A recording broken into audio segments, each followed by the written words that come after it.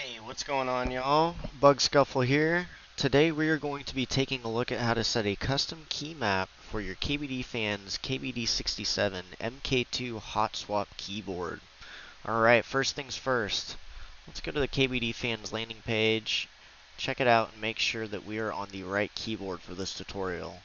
Now I'm doing the KBD67v2 MK2 hotswap version. Alright, now that that's all squared away, let's go ahead and open up our QMK configurator. We're going to click the top link here.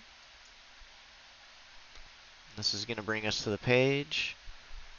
On your keyboard, you're going to want to select the KBD67 MK2 RGB/V2. Now, this is going to have the standard blocker right here.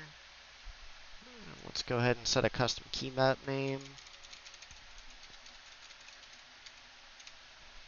Alright, so getting down to the key map itself, now you can select a custom keycap set for yours. I'm using 9009 for mine. So what we're looking at is what your keyboard comes pre-installed with. This is going to be the base layer, and this is going to be layer 1. In order to access that first layer, all you're going to do is hit the MO button, which is also known as your function key, your FN. For the sake of the video, I don't really want to mess around too much with it, but I do want to be able to access my BIOS settings when I load up my computer. So I'm going to throw that delete key, page up, page down, and we'll call it a day. Now again, there are more settings in here. Quantum's going to have your layering, keyboard settings, so control your backlighting, media settings, and other stuff depending on what you want to use it for. You can delve into this more.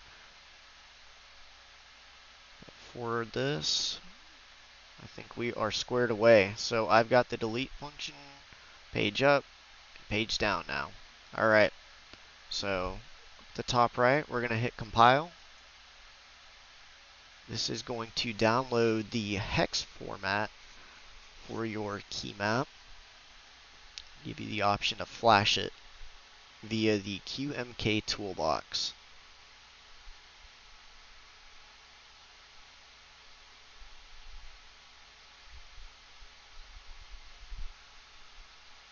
Alright, looks like we are good to go here. So once that is downloaded, we're going to hit firmware, leave the page.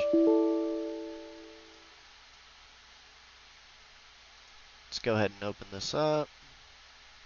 I'm going to drop this down into my hex files.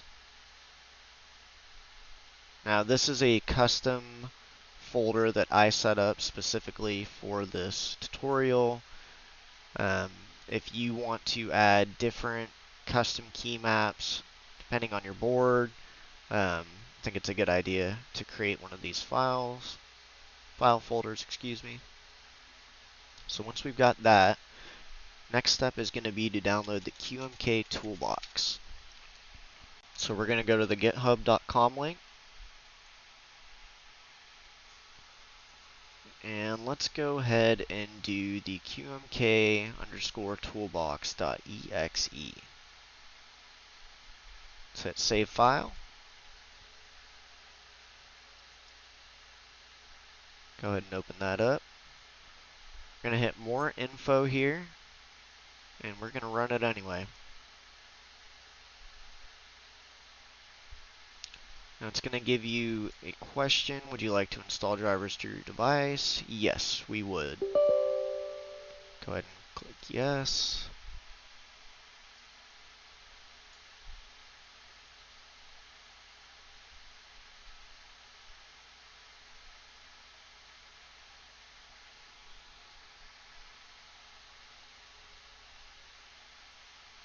Alright, so now that we've got the toolbox loaded up, we're going to open up that hex file. So here is the key map that we just set up. Go ahead and select that. click open. Now, if yours is not in a separate folder, it's probably either going to be in your downloads or your temp files. But let's just go ahead and set this right here. Once you've located your hex file, we're going to have that loaded in the local. Now, depending on your keyboard, there's a couple of different ways to set your keyboard into bootloader mode in order for you to be able to flash it. I've read that you can do the spacebar and B. There is an option to reset the PCB by forcing with tweezers.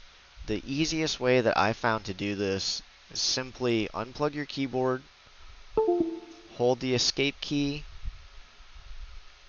and then plug your keyboard back in.